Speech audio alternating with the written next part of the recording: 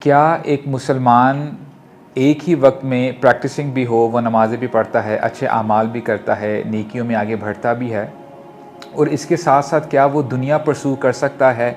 کیا یہ اچھا گھر بنا سکتا ہے؟ Can this person drive a luxury کار؟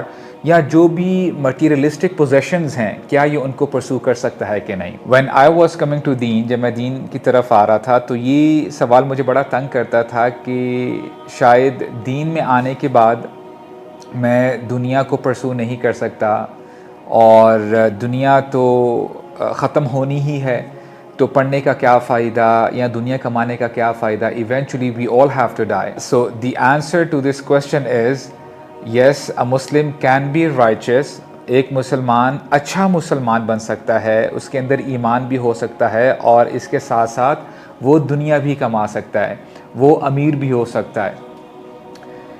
رسول اللہ صلی اللہ علیہ وسلم فرماتے ہیں الید العلیٰ خیر من الید السفلیٰ، کہ اوپر والا ہاتھ نیچے والے ہاتھ سے بہتر ہے. اور یہ جو حدیث ہے یہ ڈیفرنٹ جو ہے صحابہ نے اس کو نریٹ کیا ہے.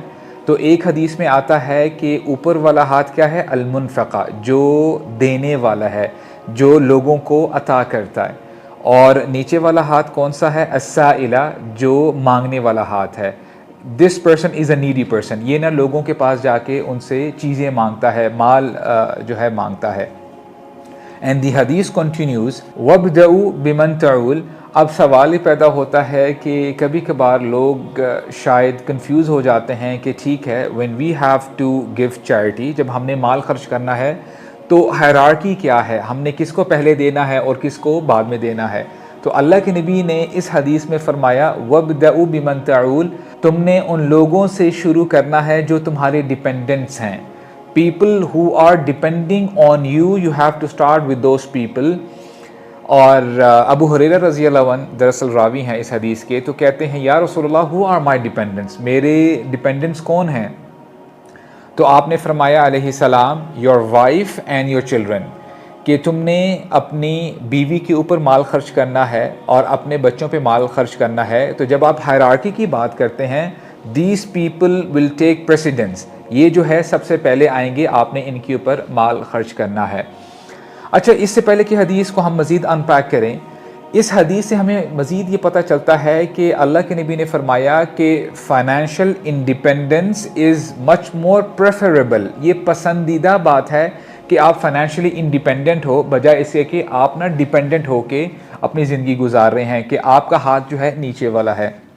And then رسول اللہ صلی اللہ علیہ وسلم said وَمَن يَسْتَعْفِفْ يُعِفَّهُ اللَّهُ، اور جو شخص لوگوں کے سامنے ہاتھ نہیں پھیلائے گا، اپنی عزت کی حفاظت کرے گا. اور ظاہری سی بات ہے، جو بندہ ہاتھ پھیلاتا ہے تو اس کی عزت کم ہو جاتی ہے، اور یہ وہ شخص ہے جو اپنی عزت بچاتا ہے. اس کا ایک ڈیمینر ہے، اور یہ جو ہے لوگوں سے مانگنے کی بجائے یہ اللہ سبحانہ و تعالیٰ سے مانگتا ہے.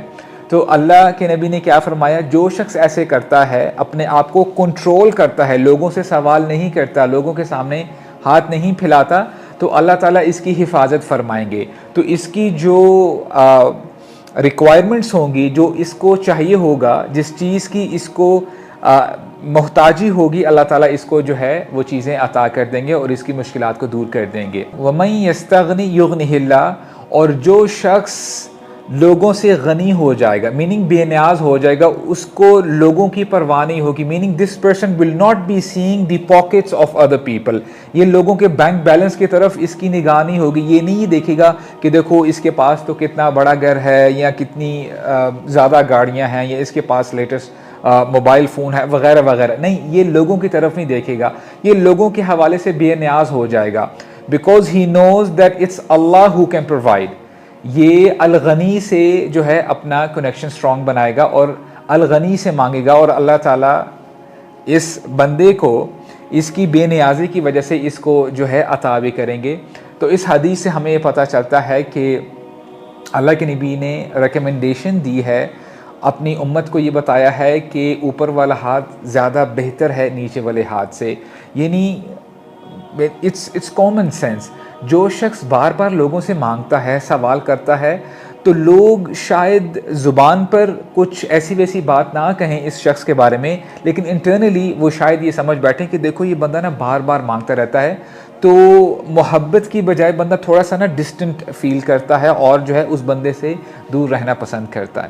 ایک واقعہ ہمیں ملتا ہے کہ ایک شخص بس ابھی جانے والا تھا اس دنیا سے، he was on his death bed, بہت بیمار تھا، تو وہ کہتا کیا ہے اپنے غلام سے کہ میں تجھے نا آزاد کرتا ہوں۔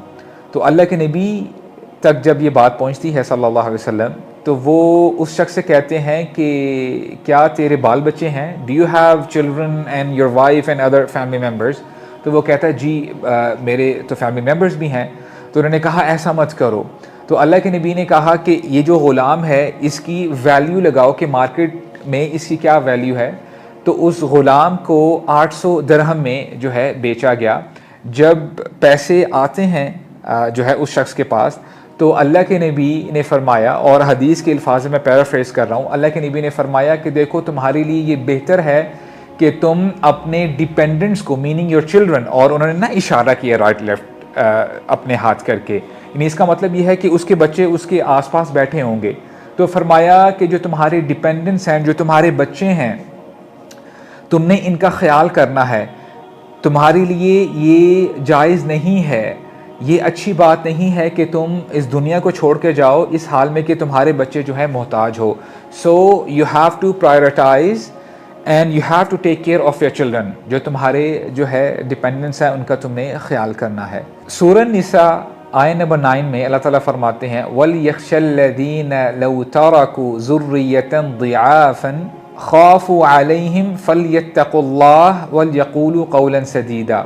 اس آیت کا جو کرکس ہے، اہل علم کہتے ہیں کہ ایک ایسپیکٹ تو یہ ہے کہ جو بندہ اس دنیا سے جاتا ہے اور اس کے چھوٹے بچے ہوں یا ایسے فیملی ممبرز ہوں جو ساری زندگی اس کے جو ہے اس کے ڈیپینڈنٹس رہے ہیں، اس پہ ڈیپینڈ کرتے رہے ہیں، تو اس شخص کو واقعی خوف ہوتا ہے کہ میرے جانے کے بعد میرے بچوں کا کیا بنے گا، وہ کیسے کھانا کھائیں گے، وہ کیسے اپنا خیال رکھیں گے۔ سو اس سے پتہ چلتا ہے کہ there is a legitimate fear that once the person leaves this دنیا he thinks کہ میرے بچوں کا کون خیال رکھے گا۔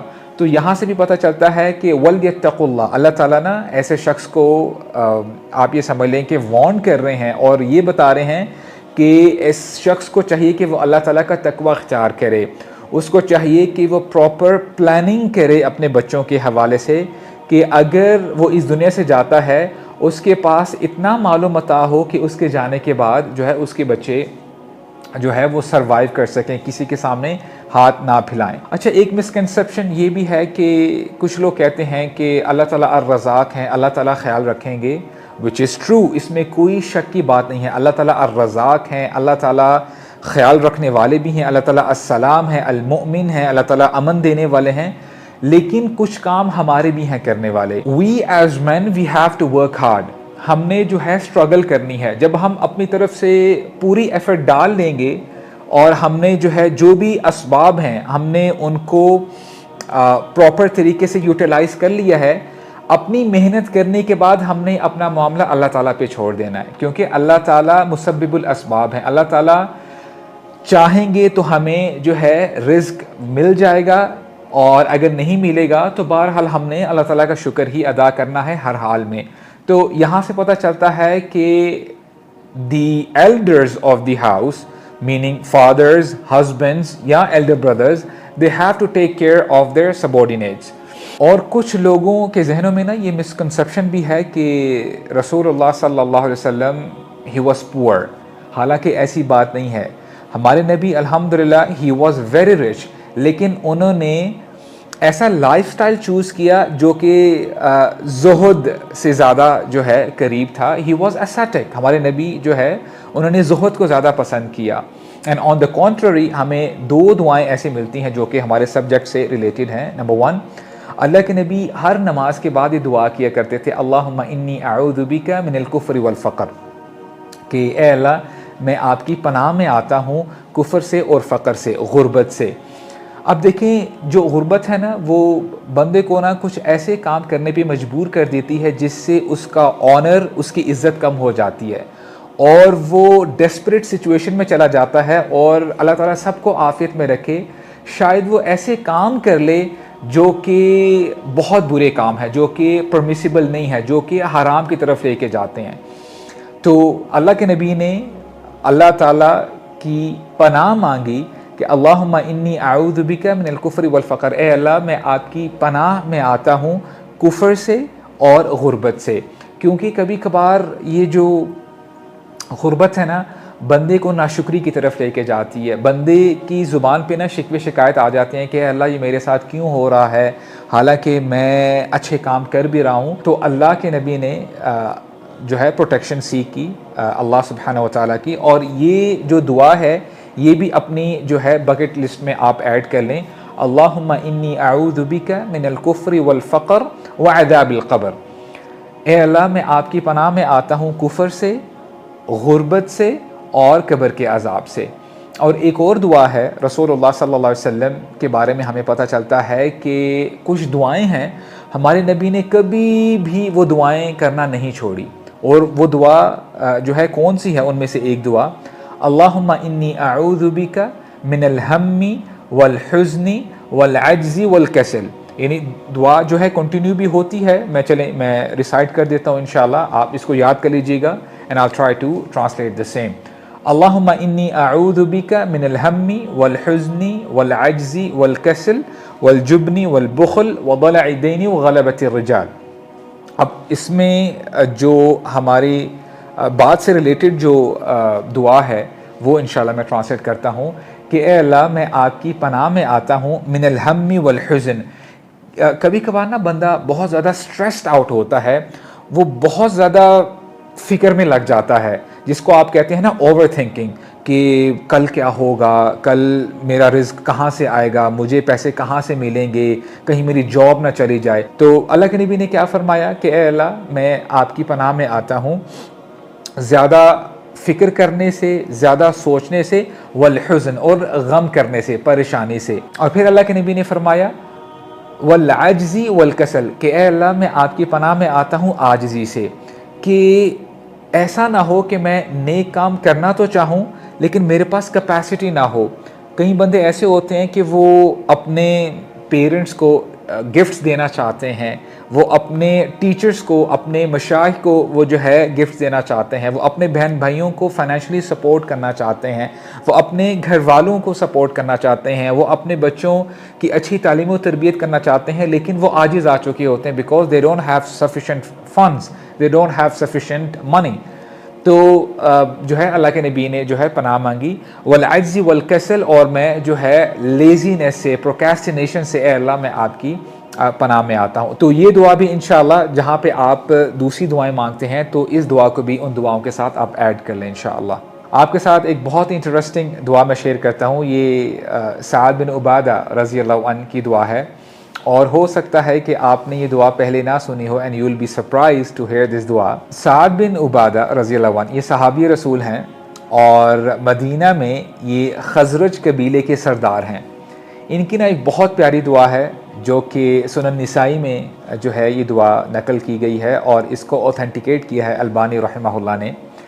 سعد بن عبادہ یہ دعا کیا کرتے تھے، اللہم ہب لی حمدا وہب لی مجدا لا مجد الا بفعال ولا فعال الا بمال اللہم لا یصلحنی القلیل ولا اصلح علی، جس کی رف ٹرانسلیشن کچھ یوں ہے کہ اے اللہ میں آپ سے دعا کرتا ہوں کہ لوگ میری تعریف بیان کریں، اور میں آپ سے دعا کرتا ہوں کہ لوگ مجھے آنر کریں، کہ لوگ میری عزت کریں۔ اے اللہ لوگ عزت نہیں کرتے، تعریف نہیں کرتے، یہاں تک کہ بندہ کچھ حرکت نہ کرے، ایکٹیو نہ ہو، اور اے اللہ بندہ ایکٹیو کیسے ہو سکتا ہے جب تک اس کے پاس مال نہیں ہوگا۔ اللہم لا یصلحنی القلیل، اے اللہ لٹل کانٹ سفائس می، اے اللہ تھوڑے سے میرا کام نہیں بنتا، مجھے آپ زیادہ عطا کریں اپنی شان کے مطابق، ولا اصلح علی، اور اے اللہ چھوٹے سے ان اینی وے میرا جو ہے کام نہیں بنے گا۔ تو یہ ایک بہت ہی زبردست اور بڑی یونیک دعا ہے سعد بن عبادہ کی، اور اس طرح کی دعا کسی اور صحابی سے ہمیں نہیں ملتی۔ تو اللہ ताला ने उनकी दुआ को कबूल किया। रसूलुल्लाह सल्लल्लाहु अलैहि वसल्लम 53 ईयर्स ओल्ड थे, वो 53 साल के थे जब वो मदीना आते हैं और तकरीबन 10 साल मदीना में रहे। और अगर हम just for the sake of understanding ये मान लें कि एक साल में 365 डेज़ होते हैं, और अगर हमारे नबी 10 साल रहे मदीना में तो इट वुड मेक 3650 डेज़, यानी 3650 दिन रहे। साद बिन उबादा के बारे में आता है रज़ी अल्लाह अन, जितने दिन रसूलुल्लाह सल्लल्लाहु अलैहि वसल्लम विच इज़ अराउंड 3650 डेज़ दिन रहे मदीना में, साद बिन उबादा ने हर दिन रसूलुल्लाह सल्लल्लाहु अलैहि वसल्लम को गिफ्ट दिया। कभी उनको शॉल दे रहे हैं, कभी उनको जो है लहम दे रहे हैं, उनको गोश्त दे रहे हैं, हर दिन उन्होंने गिफ्ट दिया। और साद बिन उबादा के बारे में आता है मन कान युरीदु शहम व लहम फलियती सादन, कि मदीना में अगर कोई सवाल करने वाला आता, कोई फ़कीर आता और कहता कि मुझे खाना खिलाओ, मुझे कपड़े दो, और वो कहता कि जी मुझे जो है गोश्त चाहिए खाने के लिए, तो लोग उस शख्स से कहते कि जाओ साद के पास रज़ी अल्लाह अन। तो यहाँ से हमें पता चलता है कि एज़ अ मुस्लिम आप अल्लाह ताला से दुआ मांग सकते हैं कि अल्लाह मुझे माल से नवाजें। अब आपने देखना ये है कि जब अल्लाह ताला आपको माल अता कर दें, the most important thing to be noted is कि आपने वो माल खर्च कैसे करना है। और साद बिन उबादा की जो एग्ज़ाम्पल है वो हमारे सामने है कि जब नेक लोगों के पास माल आ जाता है तो वो दूसरों का ख्याल भी करते हैं। और जब हम बाकी अशरा मुबशरा सहाबा की बात करते हैं, उनमें से ज़्यादातर सहाबा वो अल्हम्दुलिल्लाह मालदार थे। अबू बकर रज़ी अल्लाह अन्हु वो भी एक मर्चेंट थे, वो कपड़े का बिज़नेस किया करते थे। उमर बिन ख़त्ताब वो भी जो है बिज़नेस किया करते थे, ही वॉज़ रिच। उस्मान बिन अफ़ान उनके बारे में तो हम जानते ही हैं। अली बिन अबी तालिब उनके बारे में आता है कि इनिशियली उनके पास इतना माल नहीं था, वो फाइनेंशियली स्टेबल नहीं थे। तो हमें जो है एक वाक़या मिलता है जब अली बिन अबी तालिब आए और उन्होंने कहा कि या रसूलल्लाह मेरे हालात कुछ मुनासिब नहीं हैं, आई एम फाइनेंशियली अनस्टेबल। तो हमारे नबी ने उनको एक दरम दिया और उनको गाइड किया कि अली मार्केट प्लेस में जाओ, खजूरें ख़रीदो, और ऐसे ऐसे यानी पर्टिकुलर जगह पे जाके खजूरें ख़रीदना और फिर उसको जो है ना बेच के आना है, और जो तुम्हें प्रॉफिट होगा तुमने वो सब मेरे पास लेके आना है। तो अली बिन अबी तालिब ने यही किया, खजूरें ख़रीदी और फिर जो है जो भी प्रॉफिट हुआ वो रसूलुल्लाह के पास लेके आए। तो हमारे नबी ने दोबारा उनको गाइड किया कि अच्छा ये जो प्रॉफिट है इसको साइड पे कर दो, और बाकी एक पर्टिकुलर अमाउंट दी कि दोबारा इससे जो है दूसरी कोई चीज़ ख़रीदो और इससे जो है तुम ट्रेड करो। So that's how Rasulullah sallallahu alaihi wasallam he trained Ali bin Abi Talib to do business, to become financially stable.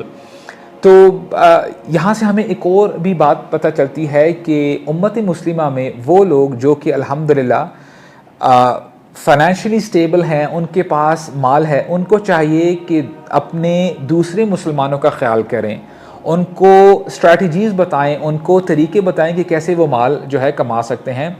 और एक मुसलमान होने के नाते हमें ये चाहिए कि हम जो है नॉलेज गेन करें, चाहे बुक्स के थ्रू है, चाहे जो है यूट्यूब लेक्चर्स के थ्रू है, क्योंकि अल्हम्दुलिल्लाह with the advent of YouTube अब बहुत सारी चीज़ें आपको फ्री ऑफ कॉस्ट जो है ऑनलाइन मिल जाती हैं, जिसमें बहुत सारे एंटरप्रेन्योर्स और बाकी जो बिजनेसमैन हैं वो आपको टिप्स एंड ट्रिक्स बताते हैं कि कैसे आप आसानी से स्मार्ट तरीके से जो है पैसा कमा सकते हैं।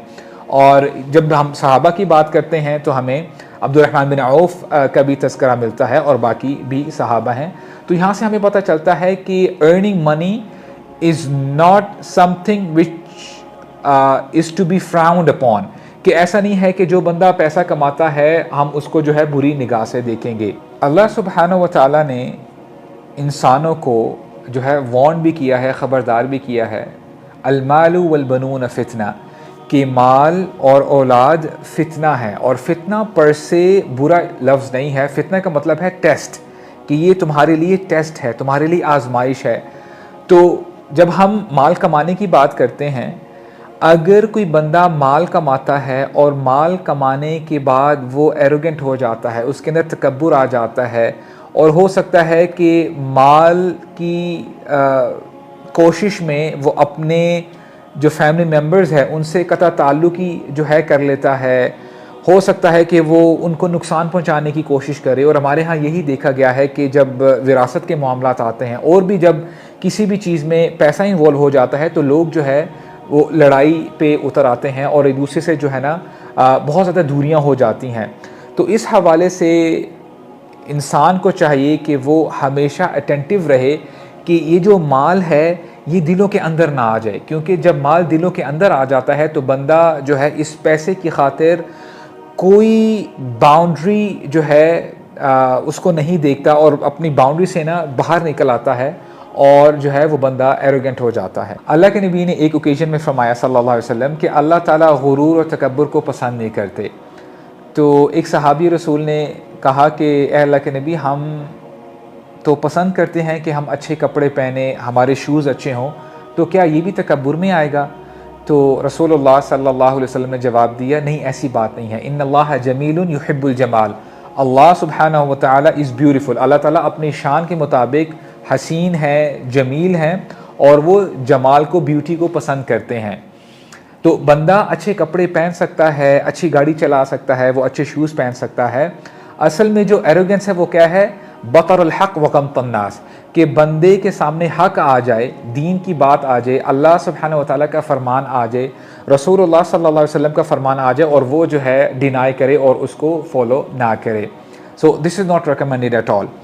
اور ایک اور شخص آیا رسول اللہ کے پاس اور اس کی جو حالت تھی وہ بڑی خستہ تھی، پھٹے پرانے کپڑے تھے اور یعنی he was not well dressed.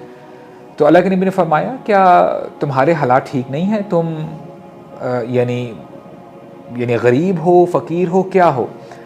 تو اس شخص نے کہا کہ نہیں اللہ کے رسول، میرے پاس تو فارم ہاؤس ہے، میرے پاس تو یعنی بھیڑ بکریاں ہیں، میں مالدار ہوں، مجھے کوئی ایسا مسئلہ نہیں ہے الحمدللہ. تو اللہ کے نبی نے اس کو انسٹرکشن دی، فرمایا ان اللہ یحب ان یرا اثر نعمتہ علی عبدی، کہ اللہ تعالیٰ جب کسی بندے کو مال عطا فرماتے ہیں، اپنے فضل سے نوازتے ہیں، تو وہ پسند کرتے ہیں وہ مال، وہ فضل اس بندے کے اوپر جو ہے ظاہر ہو. میننگ اف اللہ سبحانہ و تعالیٰ has blessed you with wealth, اللہ تعالیٰ نے آپ کو مال عطا کیا ہے، تو اس کی مینیفیسٹیشن آپ کے اوپر ہونی بھی چاہیے. یہاں سے ہمیں یہ بھی پتہ چلتا ہے کہ بندے کو سٹنجی نہیں ہونا چاہیے. ایسا نہ ہو کہ بندہ بخل کرتا رہے، وہ سٹنجینس کے ساتھ اپنی زندگی گزارے. اس کو چاہیے کہ اللہ تعالیٰ کا جو فضل ہے اس کے اوپر اس کی manifestation who. Just wrapping this thing اپ، کہ وہ مسلمان یا وہ گروپ مسلمانوں کا جن کو اللہ تعالیٰ نے مال سے نوازا ہے، ان کو چاہیے کہ آن این انڈیویجول لیول وہ اپنا بھی خیال کریں، اپنے گھر والوں کا بھی خیال کریں، ان کو پرائیورٹی دیں. اور جب ہم امت کی بات کرتے ہیں تو ان کو چاہیے کہ یہ مال جو اللہ تعالیٰ نے ان کو عطا کیا ہے اس کو امت کے لیے خرچ کریں. اور یہ بات ہمیں سمجھ میں بھی آتی ہے، دی ورلڈ وی لیو ان، بہت ضرورت ہے کہ مسلمان اپنا سر جوڑ کے they should do lobbying in positive manner, تاکہ خیر کا کام ہو دنیا میں. اور جہاں جہاں ظلم ہو رہا ہے اس ظلم کو ختم کرنے کی کوشش کریں. اور جب بندے کے پاس مال ہوتا ہے اور وہ جب رائٹ ڈائریکشن پہ یوز کرتا ہے تو ہو سکتا ہے کہ ان لوگوں کی آواز جو کہ انفلوئنشل ہیں اس جگہ تک پہنچ سکتی ہے جہاں پہ اس کے علاوہ شاید ممکن نہ ہو کہ ان کی آواز پہنچ سکے. تو اللہ تعالیٰ سے دعا ہے کہ اللہ تعالیٰ مسلمانوں کے حالات کو بہتر فرمائے، اور جو بھی نوجوان یا جو بھی شخص جو اسٹرگل کر رہا ہے مال کمانے کے لیے، اپنی فائنینشیل سٹیبلٹی کے لیے، اللہ تعالیٰ سے دعا ہے کہ اللہ تعالیٰ ایسے مسلمانوں کے لیے آسانی پیدا فرمائے.